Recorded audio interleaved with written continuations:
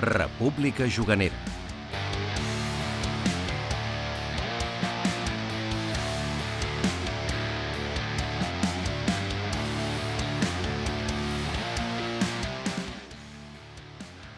Hola a tothom, benvinguts a aquest programa de República Juganera, programa número 5 de la temporada 1.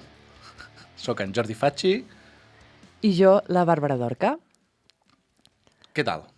Jo bé. Tu com estàs? Has jugat a moltes coses aquests dies? Sí, com sempre. Sempre que em deixeu, jugo.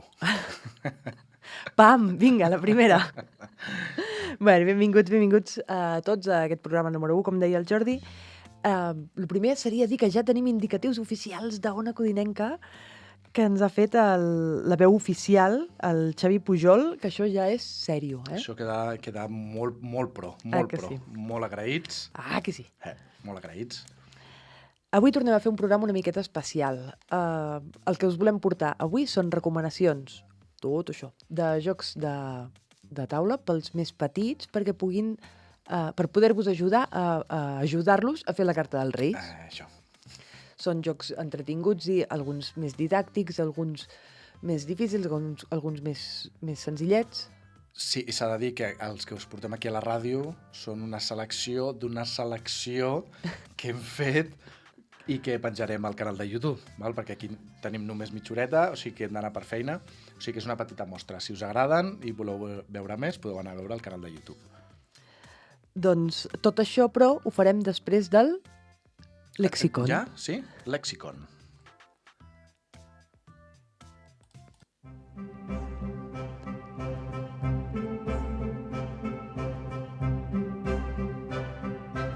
Lexicon.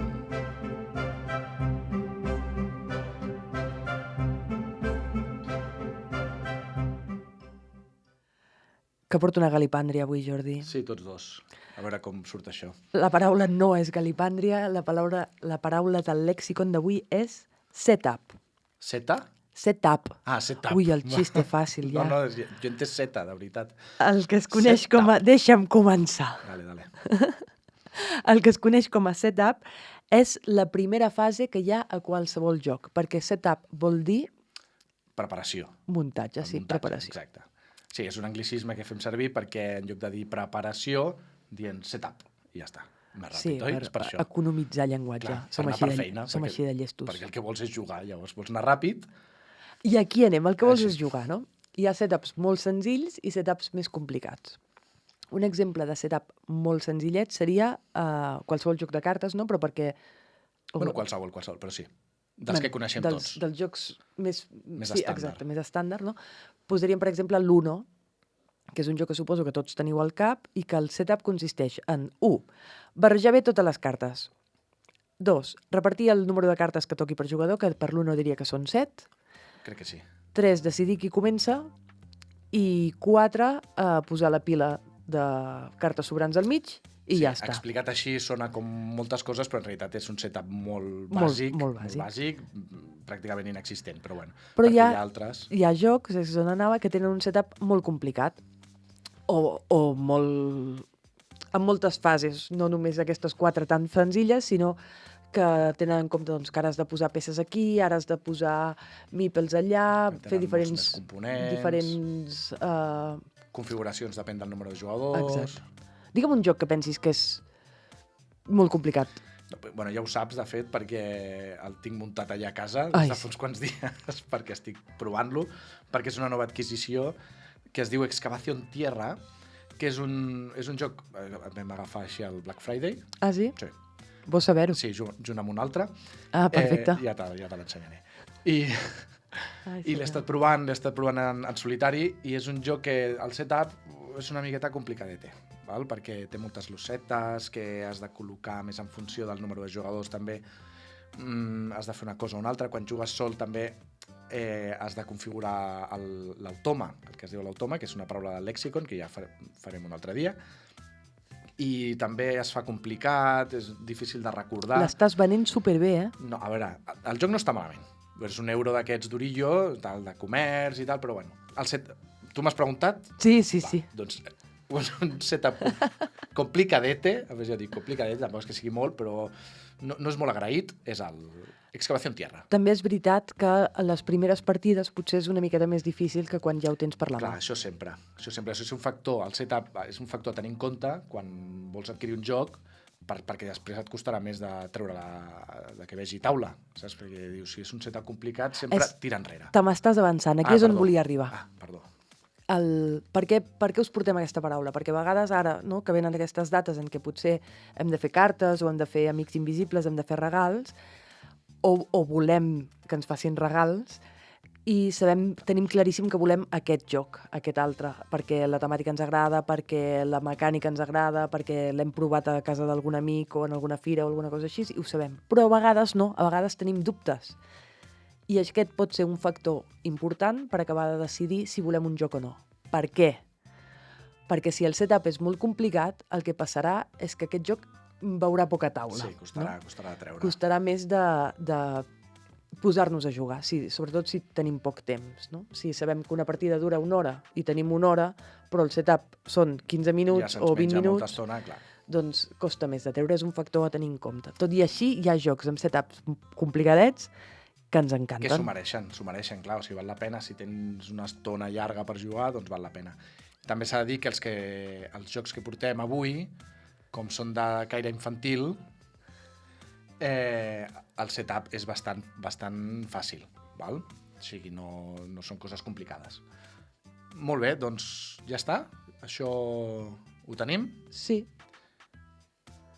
Passaríem al que volíem parlar avui. Clar, que és això, no? Aquesta selecció de la selecció que us portem de propostes per posar a la carta dels Reis infantils amb la ludoteca. La ludoteca.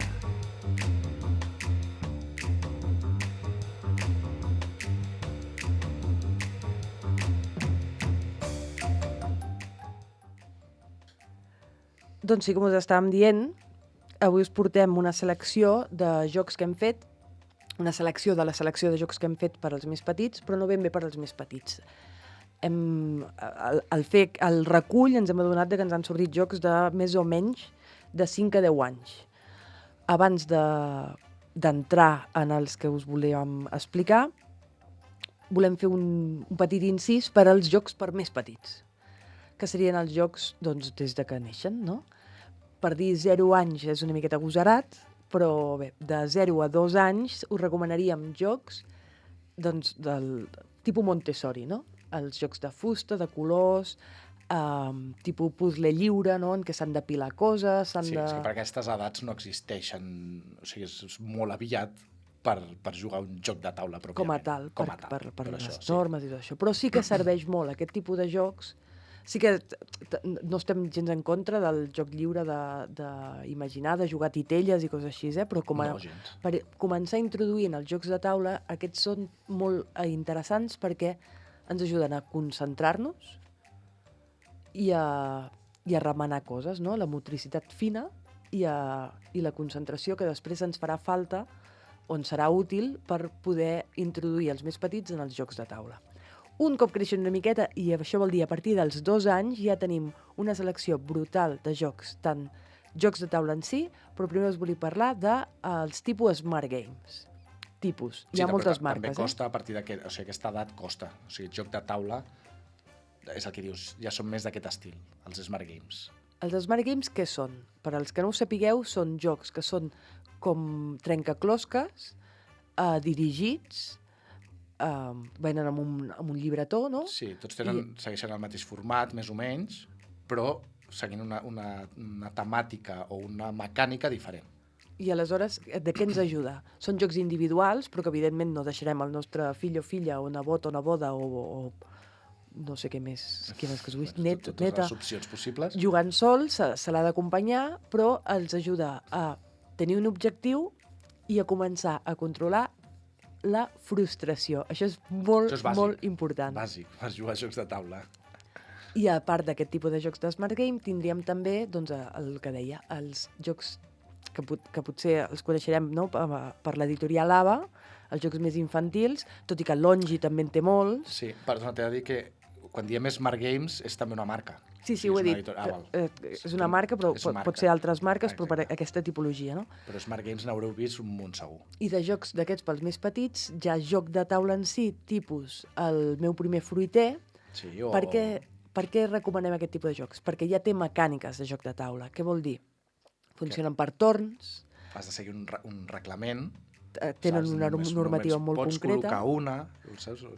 Exacte. I tenen un objectiu marcat, el joc té un objectiu i per tant té un final i es pot guanyar o es pot perdre. Hi ha jocs cooperatius, jocs competitius, però l'important és que tant si guanya un o guanyen tots o perdem tots o perd tots menys el que guanya, l'important aquí és que també anem gestionant tot això de no sempre es guanya, no sempre et deixarem guanyar. I de gaudir del joc en si, del camí, saps del que dèiem? O sigui, no és guanyar o perdre, sinó és passar-t'ho bé mentre estàs jugant. Val? Que això també s'aconsegueix molt amb aquest tipus de joc i amb els jocs de taula en general. Sí? Sí. Vale. I ara sí, estem molt d'acord.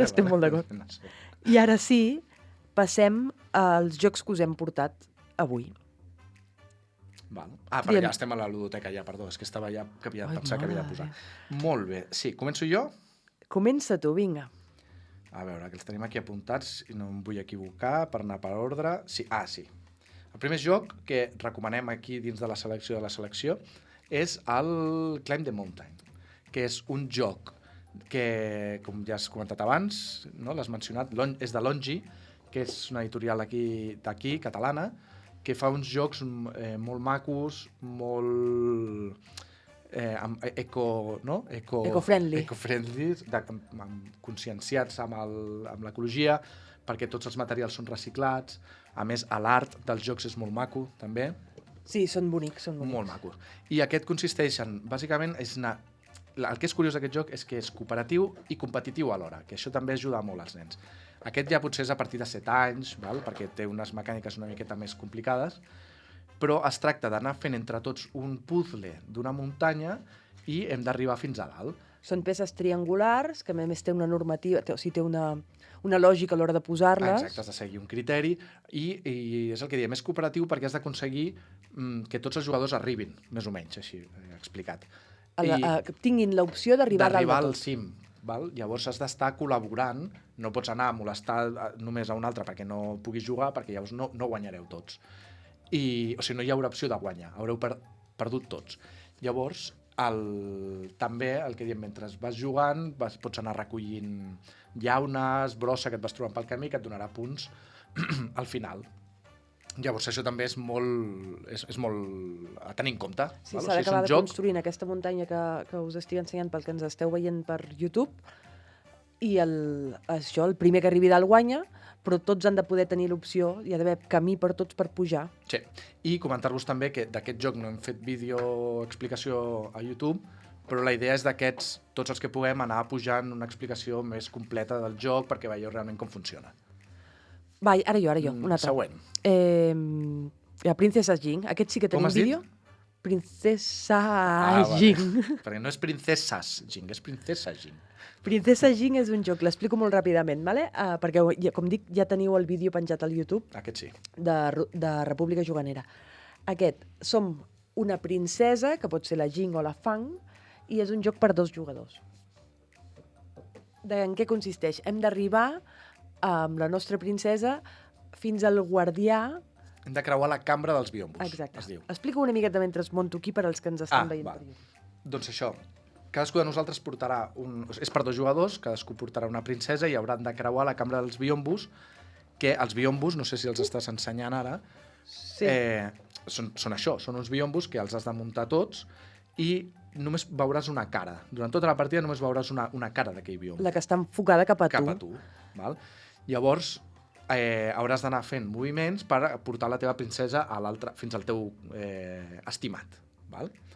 Llavors hi ha un personatge que és molt important, que és el portador del mirall màgic, que cadascú tindrà un i ens servirà per veure què hi ha darrere del biombo, val? Del que veu l'altre jugador, només d'un biombo alhora. Llavors és un joc d'engany, no? Que has de dissimular perquè no se't vegi molt, que ja saps on tens el teu portador del mirall, i té com una espècie de mecànica com d'escacs, no? O sigui, en el sentit de que no? Tens un tauler i has d'anar d'enganyar l'altre. La gràcia del joc és d'engany. És un joc d'engany, sí, totalment. Això és el que és un pro i un contra per jugar amb nens, perquè no saben mentir, no saben dissimular. Depèn, no saben dissimular i els agrada molt el tema aquest del mirall. Aleshores, estan tota l'estona intentant mirar per als foradets per veure si el mirall ensenya alguna cosa. I comencen a mirar, sí, es nota molt. Però tu també et pots fer una miqueta al longuis, saps? I no mirar, perquè això... Però depèn del nen, li pot interessar. No, que aquest no és de Longis. Aquest és de Trangis. I és un... De Trangis. És una editorial. Però és molt maco i visualment a mi m'encanta. O sigui, visualment és superatractiu.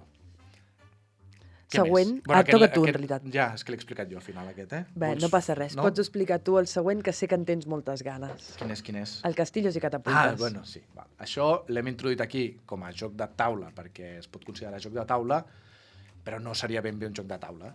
Però és un joc que, a més, jo crec que això s'ha recuperat d'algun joc de fa molts, molts anys, que es diu Castillos i Catapultes, que bàsicament el que has de fer és construir un castell, cada jugador construeix un castell, i té una catapulta. I què fas? Carregar-te el castell de l'altre. A sobre de les peces de castell que construïm i posarem els nostres guàrdies del castell, que són uns senyors que estan amb cara de xulesca o uns que estan directament prenent el te. Prenent el te, d'aquí no ens tirareu. I l'objectiu és tombar-los tots, no? O sigui, aconseguir fer caure a tots els del teu rival. Té unes mecàniques també de joc de taula perquè introdueix unes cartes que et permeten fer certes accions, de mira, et robo aquesta habilitat, o disparo 2 cops, o faig coses així, però no el consideraríem joc de taula, no? Però és una recomanació molt interessant, crec jo, perquè és molt divertit. Fa molt de riure. I, a més, també té una expansió que es diu Asedios, que segurament el tió, jo crec que almenys li demanarem. Estàs dient que m'ensillaràs la carta del teu propi fill? Potser li colem per allà perquè jo crec que li agradarà. Això li agradarà. Perquè, de fet, aquest joc li agrada bastant. Em sembla molt bé, sí, perquè és veritat que és un joc que potser a l'hora de jugar no és un joc tranquil de seure's a jugar així, però és un joc molt divertit. Però, mira, això ens dona peu pel següent joc, que de tranquil no té res, tot i que també és molt maco, el Dodo. El Dodo. També teniu vídeo ja al nostre canal de YouTube de República Juganera. Que és recomanable mirar perquè des d'aquí a la ràdio costa bastant d'explicar, Vale. Vaig intentar explicar-ho també molt ràpidament, El Dodo és un animal que en realitat ja s'ha extingit, però aquí ens col·loquem en l'època en què encara n'hi havia, i és un animal que és molt tonto. Pobret, no diguis això. Aleshores, viu en una... Com es diu? Això de moltes illes? Un arxipèlag. Gràcies. En un arxipèlag que hi posa un ou un cop a l'any. Val. Què passa amb aquest ou? Que decideix posar-lo a sobre de la muntanya més alta de l'arxipèlag. I nosaltres com a... És que no és la millor muntanya on posar-ho tampoc, no? No, perquè què passa? Que la majoria d'anys l'ou cau i es trenca. Llavors s'està a punt d'extingir. Nosaltres, com a part de la tribu dels... El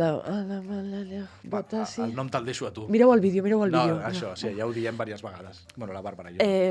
Què fem? Construïm, en el joc, no? Construïm aquesta muntanya per poder posar el Dodo dalt de tot i l'ou, que és una piloteta. Sí, que és una pilota que, en realitat, a dins té com una espècie de contrapès que va fent que vagi caient lentament. Val? Lentament, però mentre estàs jugant va molt ràpid. Sí, la sensació no és d'acabar lentament, Exacte. Aleshores, un cop tenim aquesta muntanya posada, el ritual d'aquesta tribu per salvar aquest ou és anar construint una sèrie de rampes perquè l'ou vagi caient per les rampes fins a una barqueta, que també hem de construir. Com ho construïm? Amb un sistema de memory i un dau.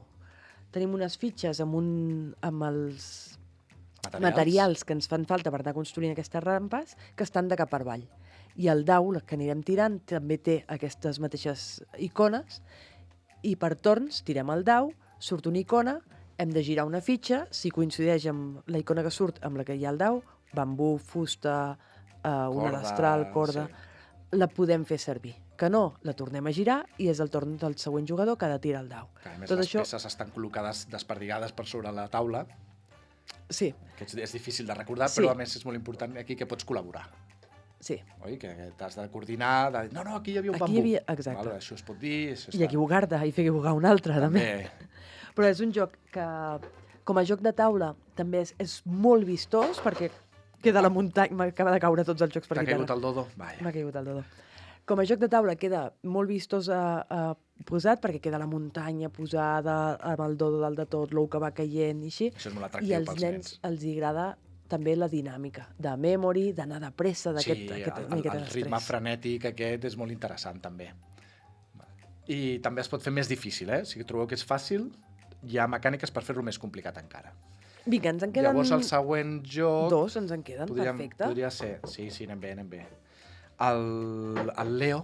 El Leo Valbarbero. Que és un joc també que és de tipus memory, que també és això, per aquestes edats va molt bé. El tema memory. I que també tenim el vídeo ja penjat. Aquest sí, també el tenim penjat, perquè aquest també m'ha explicat per la ràdio, potser costa una miqueta, però bàsicament és en Leo, que és un lleó, que ha de creuar un caminet que construirem en el setup, construirem el caminet cap al barber, i en aquest caminet ens anirem trobant animals que li faran perdre temps.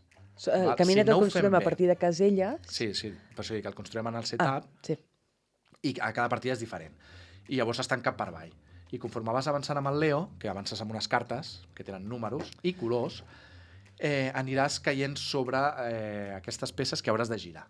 Si no coincideix el color de la teva carta amb l'animal que et trobes, et farà perdre el temps que indica la mateixa peça d'animal. Perquè el Leo és un lleó molt sociable, i li agrada molt donar-li el palique. Sí, i aleshores... a la mínima que pots, s'entreté... Bàsicament és això. Si no coincideix el color, perdem en un rellotge que ens va comptant el temps que va passant, perdem les hores segons l'animal, no? Hi ha la zebra, que deu ser la que menys xerra, que et fa perdre una hora, no li interessa gaire. I hi ha la lleona, sí, que fa perdre fins a 5 hores o 6. S'entreté molta estona amb la lleona. Llavors, per què és memory? Perquè quan falles, arriben les 8 del vespre, del rellotge, i el bubú plega, el bubú tanca la barberia, torna el Leo cap a casa seva, li creix el cabell, que ho fas amb una espècie de puzzle, i llavors has de tornar a intentar-ho el següent dia. Però el taulell no ha canviat, per tant, has d'intentar recordar-te d'aquí hi havia la lleona rosa, vigila que aquí no sé què, i llavors amb les cartes que s'han tornat a repartir, us heu de posar d'acord. També, el que és bo, això, si la melena li creix massa... Perdem, perquè ja el pobre ja no es pot ni moure de tants cabells que té. I és molt maco, molt divertit. Els components també són molt infantils perquè els entri bé pels ulls als nens. I, a més, pots anar afegint dificultat, que això està molt bé, i treure-li. O sigui, el rang d'edat jo crec que en aquest abarca bastant, que està molt bé. Sí, perquè podem començar des de tenir les cartes de les mans descobertes, que tothom les pugui veure per anar-nos ajudant pels més petits, el joc estàndard, que és més o menys com us l'hem explicat, i després li podem anar afegint dificultats, que seria... Petites variants... Una primera dificultat és que no podem parlar entre nosaltres, excepte quan caiem a la casella del lloro. Clar, perquè aquest del lloro sí que ho xerra tot. I en aquest moment sí que podem parlar i podem dir, recorda que ara ve aquesta, o fixa't que ja ha sortit la lleona, o ja han sortit tantes d'aquest color, el que sigui. O sigui, el que podem fer de normal, però només en el cas que caiguem en el lloro. I hi ha una altra dificultat, que és que no podem caure directament, o sigui, no podem passar de llarg, o no sé com dir-ho, del barber, sinó que ens hem de parar just a la casella prèvia, com que hem de picar la porta. Abans d'entrar, sí, exacte. Però el que diem, això en el vídeo ho expliquem millor, no? Perquè potser per la ràdio costa més d'entendre, però això, que està molt bé i que s'agraeix molt aquestes variants, perquè així li allargues la vida al joc, i el nen, això entre els 5, 7, 8, el joc li pot resultar interessant encara. Ens agrada. I els dibuixos, no sé si ho has comentat, que les il·lustracions són molt boniques. Sí, molt maco, molt infantil, però molt... Entra pels ulls també, pels nens. I ens queda l'últim, perquè no ens queda gaire temps. Monstris, Roll and Paint, que és un concepte que Els que ens escolteu ja coneixereu. És una variant, no, del que serien els jocs, el que sigui, en Write. No? Doncs aquest, en lloc de Write, si no sabeu el que és, busqueu el programa on parlem d'això. A la descripció es veu. Programa número 4, no? Sí? No ho sé. 3. Ja no ens equivoquem, Sí, perquè... Sí, 3, programa 3. Aquí el tema és que és el mateix, però en lloc d'escriure el que fem és pintar. Resulta que els monstris, que ja els havíem conegut en el joc Monstris, han entrat a una botiga de pintura i l'han liat i estan totalment blancs i no recorden de quin color són. Aquí jugarem amb llapisos de colors, amb els quals farem el tauler, diguéssim, no? Els col·locarem com fent una rotllana. Un hexàgon, no? I a dins hi hem de tirar els daus, que són de colors primaris, blau, vermell i groc. Si dos daus de diferents colors primaris tenen el mateix color, els podem agafar per fer un color secundari. Per exemple, aquí m'ha sortit un 1 vermell i un 1 blau, per tant puc fer el lila, hi ha un monstri que és de color lila, puc pintar el monstri 1 de color lila. I així aniríem avançant amb els jocs. Quina és la gràcia? Que si jo agafo el color lila, el Jordi ja no pot agafar el color lila. Per tant, haurà de buscar una altra combinació.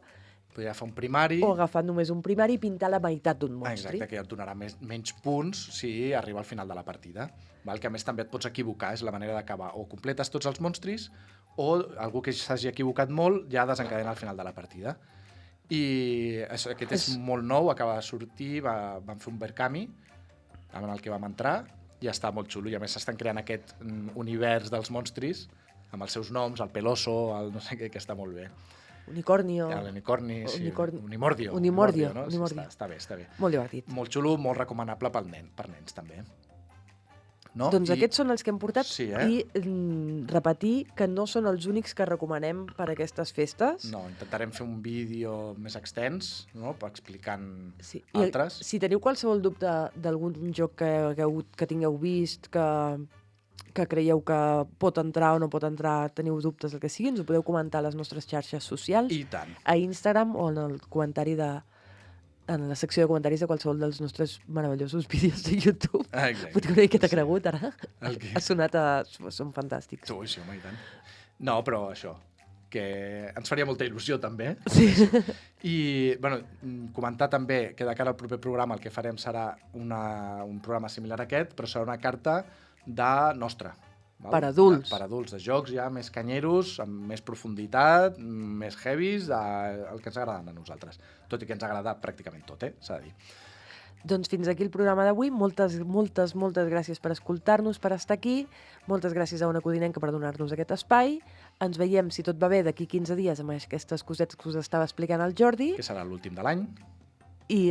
Sí. I recordeu? No deixeu de jugar.